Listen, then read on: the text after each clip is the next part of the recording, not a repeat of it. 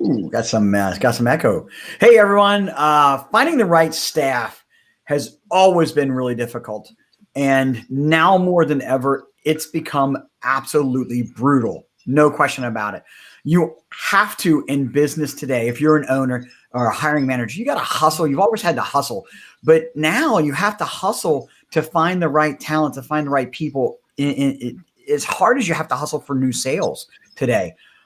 In fact, I know business owners, and we all can talk about business owners that are on the verge of going out of business or have gone out of business because they can't find the right staff. But the good news is that my guys here on the Reboot crew, that we've all been through these challenges, and we've got some tips and tricks that you can use to help you and your organization as well.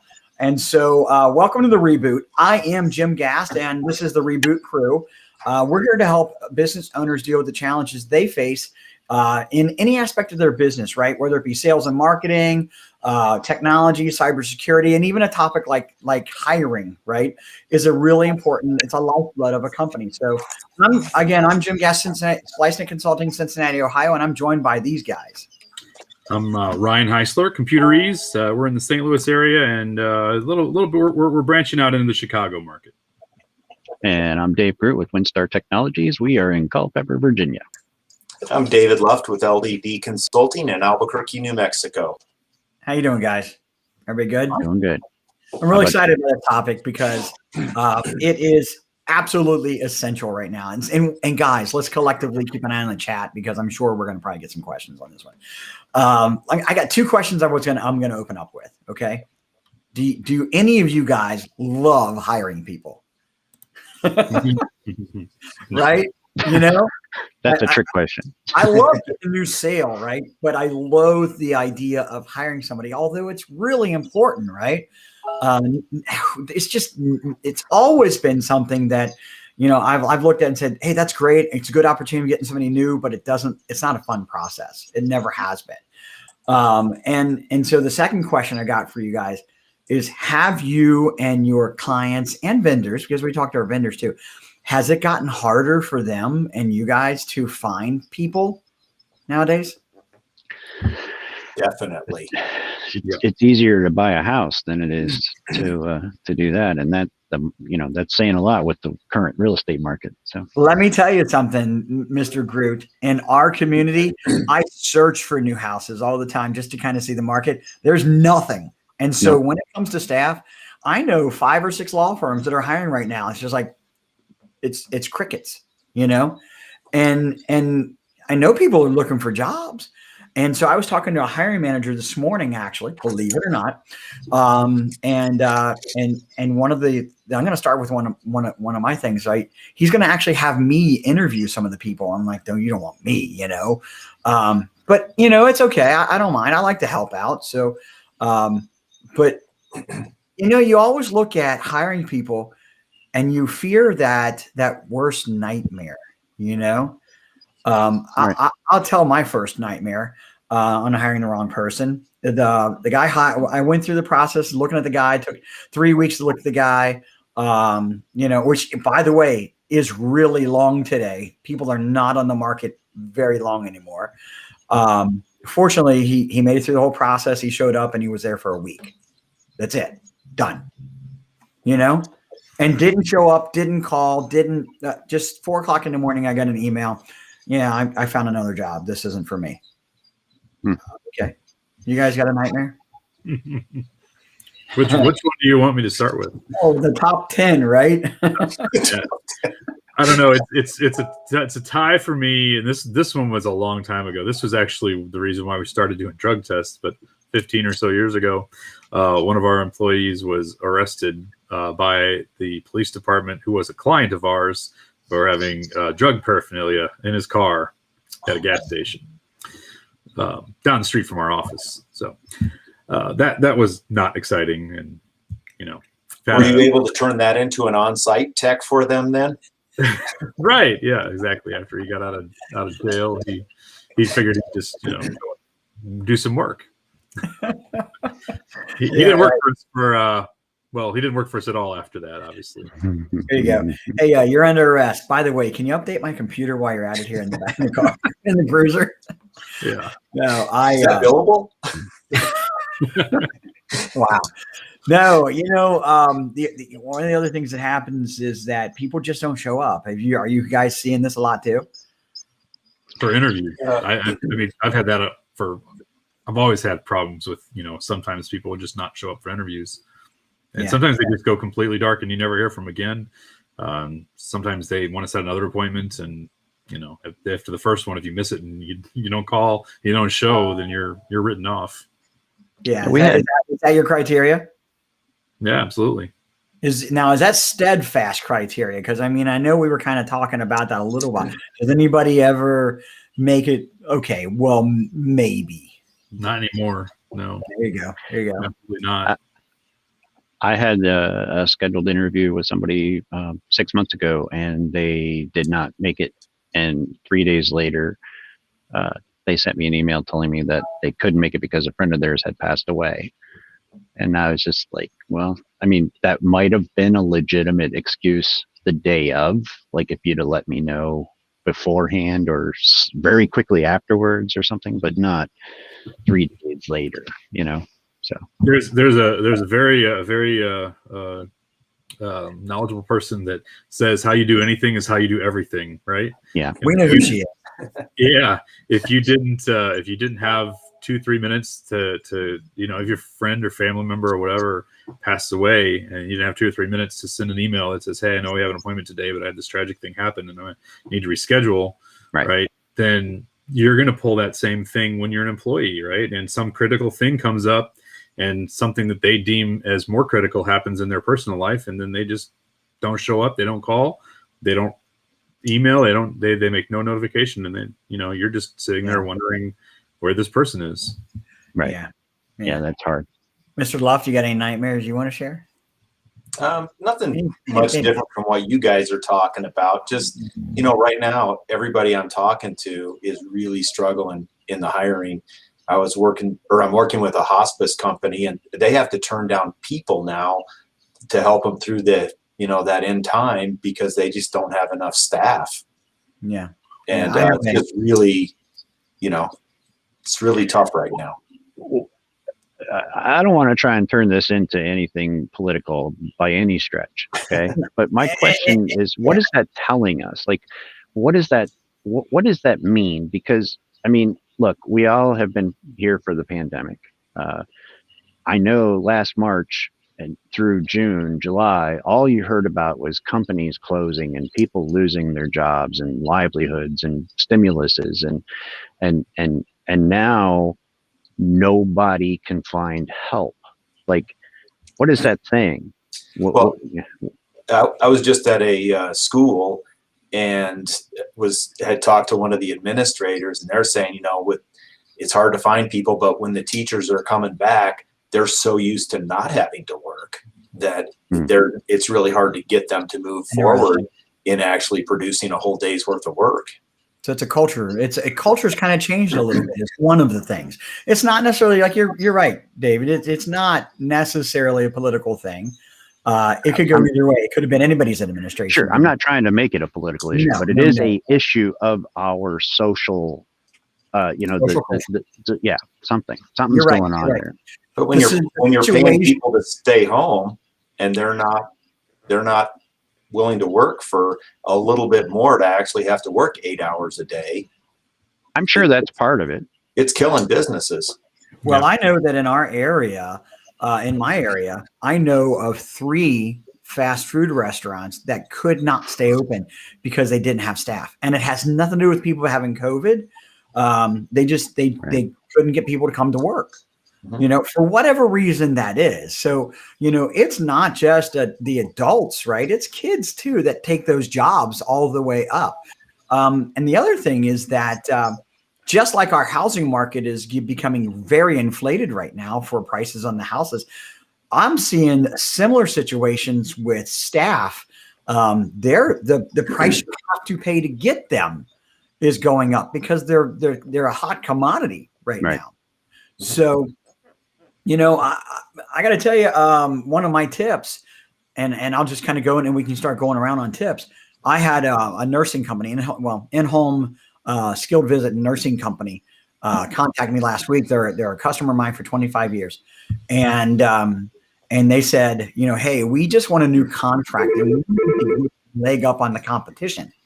And so, can you help us with Snapchat and TikTok marketing and stuff like that? And you would think that, and that wouldn't be a place to go, but they've been doing Facebook. They've done great on Facebook. They've done great on Instagram.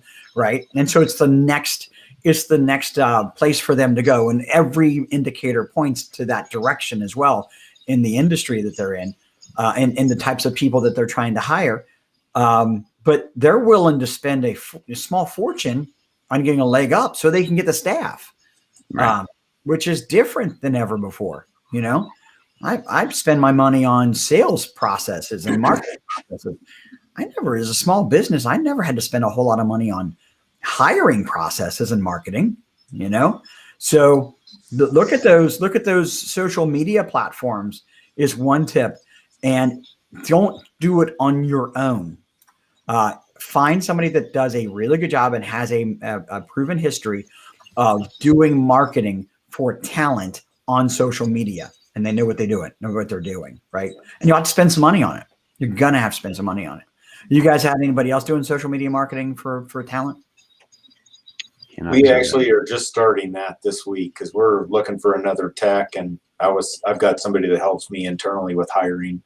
That's been the best thing I ever did. You mean offloading it to somebody or going to social media?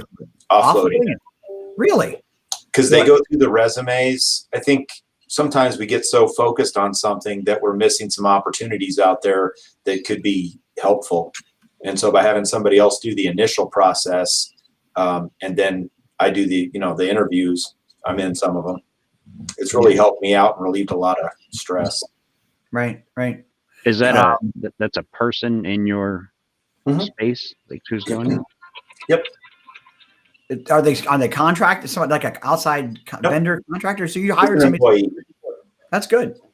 That's a really good thing. Yeah, absolutely. Yeah. Somebody else that has more time that can actually focus on it. All right. Exactly. I know Ryan. I know Ryan's. We all know Ryan's got a lot. So Ryan, we're just being mighty quiet over there. Yeah, he is. He's saving his storing up all his energy. Just sit back and waiting for my turn. It's time to launch. Yeah. All right, man.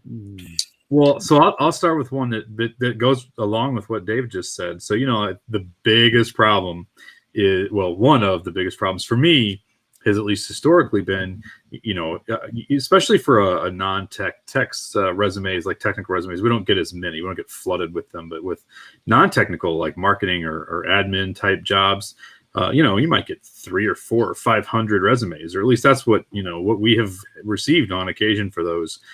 Even if it's 100, that's a lot of resumes to go through, right? Mm-hmm. And so that's kind of what Dave was saying. Get somebody else to do that initial filter. So for me, one of the tips is that my initial filter is I put in the job description or the listing wherever we're listing this job, and this is usually on a job site, not like a social media thing, but on a job site, at the very top of the body of the job listing and at the very bottom, it'll have like 3 or 4 asterisks and then a line that's in all caps that says, you must to be considered for this position, you must take XYZ assessment test, right? And sometimes like some of the job boards like Indeed, they have their own tests that you can pick when you set up the job. So you pick the tests, and then the person who applies for the job has the opportunity to complete the assessments that you've selected. Or if that's not the possibility, then there's another site that we use that does testing. And I'll put a link there for that testing provider to a link to that test. And basically, in the job description, make it contingent that we're not even going to look at your resume unless you do these assessments. So that does a couple of things. One, it pares down that list, right? Because 80% of the people that applied are just now gone, right? I don't have to even consider them. And so the reason for that is, we all have small companies, and everybody that's there is critical, and everybody that's there has to be able to make good decisions, and everybody that's there has to be has to pay attention to detail, right? So the first test, the first evaluation for the hiring process is, can you pay attention to detail enough to follow the directions in the job listing, right? And if you can't do that, then you are not the right person to work here. Because if it's there, it's at the top, it's at the bottom, it's in caps, it's got asterisks, in front of it and behind it. So if you didn't follow those directions, either you didn't read it, which is a problem, and that means you don't know what the job is, or you just chose not to follow the directions, right? Or you're just incapable of understanding the directions. So either way, it doesn't matter why. But if you didn't see those instructions and didn't do those assessments, then I don't want to have you working for me, because you're going to do the same thing. You got to wonder what is it that they're not going to do, according to those instructions once they're in play, right? Like, I mean, that could be devastating. Yeah, maybe you don't want to do it because you think it's not valuable use of your time. But if you're looking for a job, it's only like a 5-minute commitment. It's not going to take you forever. It's not going to take an hour. And if you're really serious, then you would do it. And everybody that I've hired has done those assessments. Well, I take it back. Since I started using the assessments, everybody that I've hired. But I also haven't had any issues like the guy getting arrested at the gas station with the drug paraphernalia. Right. I think that I've gotten a lot better candidates, and I've made a lot better choices since making some of these changes. So that's sort of my first one. I got a laundry list. If you want to hear the rest of them, you guys got some. Let's talk about this for a second. Inherent to what you're saying, okay, is that you're not lowering your standards right now at all. Is that? No, I would not do that. No. And that's fine. It's fine. And for businesses like ours, absolutely. But what happens when you've been looking for somebody for months and you're on the verge of going out of business? Do you think that maybe not on the verge of going out of business, but you're turning customers away, right? You can't take customers. And that's the reality of what's going on. Do you all think that you still got to stick to that, or at least minimize it to a degree? What do you guys think? Do you adapt it? Do you change it? Do you get rid of it? Okay, I'll shoot. Yeah. I'm waiting for the other guys, but go. In our business, and things have changed in the last year, obviously with COVID and everybody's working remotely, but things have changed. People are perfectly capable. Working from home is an acceptable thing. Jobs that are possible to be done remotely, the thing that does is it allows you to expand the pool, right? If I can only hire people in my general geographic area, well, then that's the size of the pool that I have. Right. If I can figure out how to make it so that job can be done in a larger geographic area, right? Maybe anywhere in the U.S., right? Well, that's a tip right there. That's a tip. Right. In larger pool, the size of your pool, because if you have a smaller pool and you've only got so many to choose from, everybody on this, everybody in the Reboot knows that I've got a couple of people that I've hired that live outside of the geographical area where we're located. Mm-hmm. And it's worked fine. I mean, there's a few things that you have to have in place. And of course, the type of business and the type of work that the people that you're hiring are doing have to be conducive to that. But if you can make it happen, then, expand the pool, hire somebody that lives out of the geographical area. There's something to be said for, I talked about turning away customers, right? Well, if you're not giving the proper talent to the job, then you should be turning away those customers, because it diminishes the quality of the whatever product or service you're delivering to your customers. Mm-hmm. So, I'm fully behind you. Don't diminish your standards.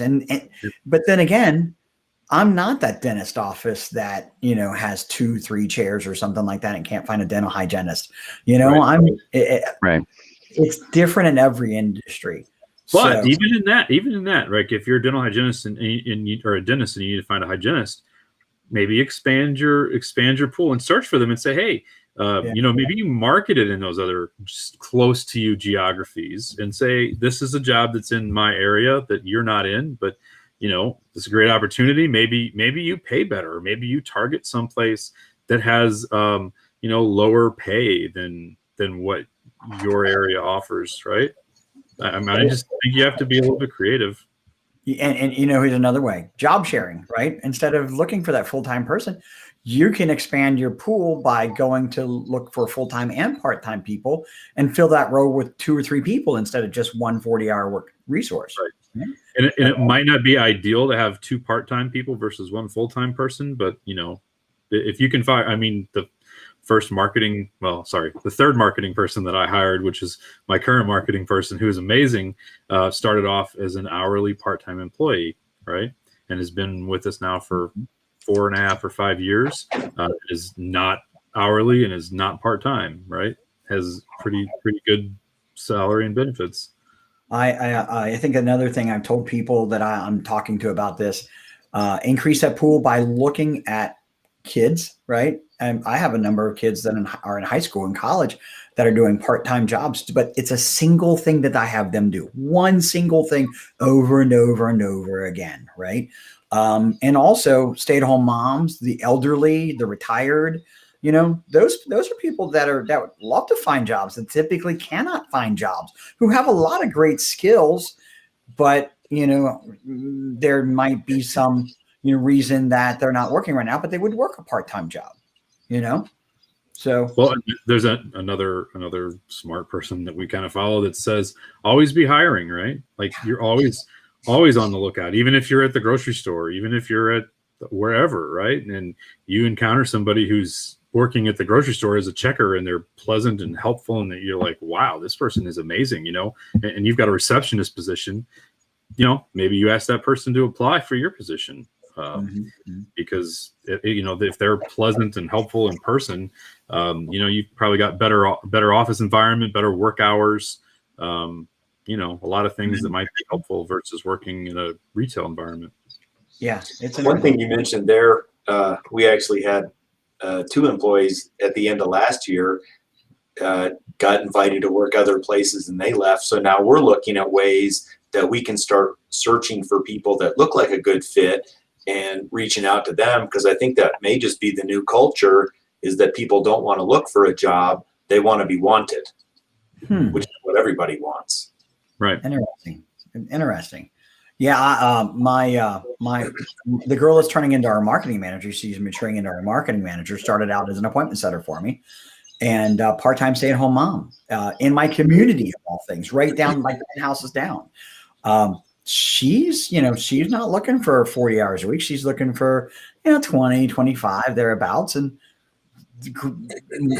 great relationship, does a great job, to the point at which we're talking about, we're talking about how can she do more when her kids start school next year, but still not have that traditional 8 to 5. And it's from home. And so to be creative with that, Jim, you could maybe do something like that person that only wants to work 20 or 25 hours, who is doing a great job. Maybe they're the one that's that's driving the marketing bus, but then you get somebody else, that high school person that you're talking about, who can just implement and do all the letters, fold the stuff and do the envelopes, or make the list or clean the list, or basically just somebody who can follow the direction of the other person. So instead of having a full-time marketing manager, maybe you have a part-time marketing manager and a part-time marketing manager's assistant who implements what that marketing manager does. Yeah, and that's what we talked about this week. Actually, you're right, Ryan. As you start to get creative, you've opened your eyes up and you start to see other opportunities that you really never thought about before. So I don't want to put anybody else in the spot, but we can go right back to Ryan, unless Dave left. You want to throw in a couple of tips that you guys have dealt with before, background check, anything like that? 2 things that have been super helpful. I do appreciate the assessments. Those are really good. And like Ryan said, it helps weed out people who aren't really interested, even if it's a small, assessment that just takes 2 minutes. But 2 things that have been super helpful to me is, you guys, just in our hiring process, we have, our group go through and interview the person too. And that's been super helpful to me, because it gives you added confidence. And there's been a couple of people, we clarify, don't pick that person, pick this one, and help them in the decision making, which is great. One other thing that I really like is we take the person that we're going to hire and their partner or spouse out to dinner. And if they don't have a partner or a spouse, we say, hey, just bring along your best friend. And you get a good insight because the person who recommended this says if they're married to crazy, then you're going to have problems. And we've actually gone all the way. That's the last step in our process. And we've had people that didn't make it past that. Yeah. Yeah. And it's just a whole different environment than an interview. It's so much more casual that people just, you know, you get a little more insight into them. They let their guard down and they act more like them. Yeah. And we in a similar fashion, we actually start at the very beginning. It's just a 15-minute phone call of random questions about them, not about their job history or their technical skills or any other kind of thing. It's just, you know, trying to see if they would fit into our culture, if they're a you know, a compatible fit before we get into the nitty-gritty of their skills. Yeah, I'm going to go back. By the way, guys, we're over. I didn't even realize it. I hope you guys don't mind. I mean, we usually try to go 20 minutes, but it's a good topic. I'm with you, David Luff. That when we're in the reboot, the guys and gals in the reboot, we're in a group together, and we call it an accountability group. So we talk weekly and bounce ideas off each other already. And so when Brian Brian, right, came to us just recently and said, "Hey, I'm thinking about this kid, and can you guys interview him?" And it was a few of us that got on a Zoom meeting with him and just talked to him, you know, just felt him out, and then gave 3 different opinions from 3 different business owners. So if you're a business owner or hiring manager, yeah, sure, you're going to have the people in-house evaluate them. You're probably going to, I like the idea, take them out to dinner or, you know, and start with culture fit, right? That's great. But the ability to have somebody else outside of your business, unrelated to you, no skin in the game, doesn't really feel how desperate you are to hire somebody or not, right? To say, hire them or don't hire them, and give you the caveats, what you should expect from that conversation they had with them. That's huge, right? Yep. So if you don't have a group, get a group of people, or at least a colleague outside of your business, and have them interview them. That's powerful. Make a group if you don't have a group. Yeah. What's that? Yeah. So make a group if you don't have a group. Find some other people, maybe people in like a chamber of commerce or some other P&I or something, some business owner. Because, you know, as a small business, I don't have a big, deep bench of people that are, you know, HR experts that can interview and do all that stuff. So that falls on us. And I think, you know, having all of us in the group, because there's more to the group than just these folks that are on here. You know, it's an awesome thing that we've been doing for a couple of years, actually. So I want you to get yours. I'm going to throw this out there. If you listen to this or you're watching this, look any one of us up, and we'd be happy to interview somebody for you. Any one of us would, anytime. $20. No, I'm just only 20. No, that one. And of course, if we really like the person, we may offer them the position. That's right. That's the only reason we'll help. Right. Go for it, Ryan. We get first dibs, you know. Yeah. So I was just gonna kind of go over a couple of the other tips real quick. So number one is using those assessments. We use hireselect.com, which is it's kind of expensive. So I think it's about $1,600 a year. But we use an aptitude assessment that's really good. That gives a dramatic amount of insight into that person and what they're capable of, right? 15 years ago, when we had the guy who got arrested for the drugs,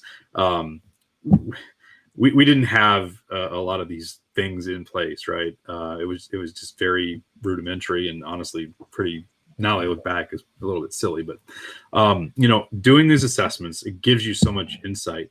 Drug tests, background checks. I mean, those are pretty easy, but the assessments, that's the part. That's like one of the key things now. We let the other people in our company have ability to interview the person. So now we just, you know, we get everybody on Zoom together because the folks in the company are the ones that are going to have to work with this person, right? So if I think they're awesome, but then, you know, the other people in the company think that they're terrible, well, that doesn't really matter if I think they're awesome, because the other people in the company don't like them or think that they're bad. They're not going to get along. They're not going to like them. It's going to be bad culture. It's going to cause problems. So giving the other people in the organization the opportunity to voice their concerns or You know, if everybody just says, no, this person's, I don't know what you're thinking, but this person is not going to work, then you say no, right? As hard as it might be.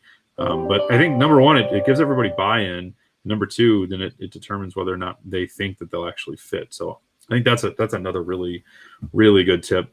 I also, just as a little bit of a side note, I'll pay attention. I always meet the person in person before we hire them, even if they live out of state or out of town, right? I've flown to a couple of places before to meet someone. One time, someone who was going to move here. And so I knew they were a good candidate, and I wanted to make sure that someone else didn't snap them up. So I flew out to go meet them, and ended up hiring that person, and they still work for us several years later. Done that a couple times, and those people have all, if they've made it to that point, they've ended up being good candidates, and they've stayed, and those are actually, I think, all still with us. So those are some other little tips, and pay very close attention. I sort of have an unwritten rule that if you have to call off work in the first 2 weeks after you start working for us, it probably is not going to last, right? That just gives me kind of a heads up, because if you can't make it 2 weeks without needing to call off for some reason, there's something else going on, and it's probably not going to work out well. So that really gets my radar going. If you call off or miss work from the first 2 weeks for any reason, I don't care what it is. Your spidey senses start tingling, or what? Ryan senses. That goes back to a famous person that we all know. By the way, it's Robin Robbins, everyone. I don't know if you know who she is, but she's fantastic. She's taught us so much. And her line is slow to hire, quick to fire, right? And that stands to reason. But the only problem with that right now is the candidates are drying up, right? They're looking for jobs, and people are hiring fast right now. So the slow to hire, maybe expeditiously hire, right? Not super slow right now. I think that ties in though with the always be hiring, right? Yeah. So you don't need to rush. If you're constantly doing it, then you can approach it in a slower fashion with a more calibrated, decision. Right. Yeah. Because the person that you need is not going to drop into your lap at the minute that you need them. That's right. No, not usually. Yeah, I've got LinkedIn ads running all the time. I've got Indeed ads with my payroll company. ADP's got it so that we have an Indeed ad two or three. I think it's Indeed anyway, running all the time. And so take those resumes, get them in there. You just never know, guys. Great topic. What I'd like to do, Ryan, Dave. If we have anything that we want to put in the chat, we can put it in now. We put it afterwards. But I want to get put a couple of things in there. Ryan, the criteria tool that you use, the testing tool, if you will, maybe you could put a link to it in there afterwards or right now. But we're going to get that. And also, I think what I want to do with this show is maybe put these in a couple of a checklist, right? And here's some things that we see. I'll work on that, and I'll get that out on the next day or so. It'll be in the chat. Okay. All right. You know what? I put that in there actually. Hire select is one, and hire right. Is that what it was? I'm going to go and put that in there. Right needs to be and good hire is one as well. And I got that. And so I put them over here in the chat, so they went out to all the social media already. Yeah. So, all right, guys, great topic. Thanks a lot. We didn't have any questions, but that's okay. If you come up with a question afterwards, by all means, put it in there. One of us will see it, and we'll answer your questions. We're happy to help any way we can. Guys, thanks a lot. I really appreciate this topic. It was a good topic. Whose idea was this? Was this yours, David Groot? No, sir. That was not me. Was that yours? Yeah. That way. Good topic, brother. All right. See you in the next 2 weeks, everyone. Bye now. All right. All right.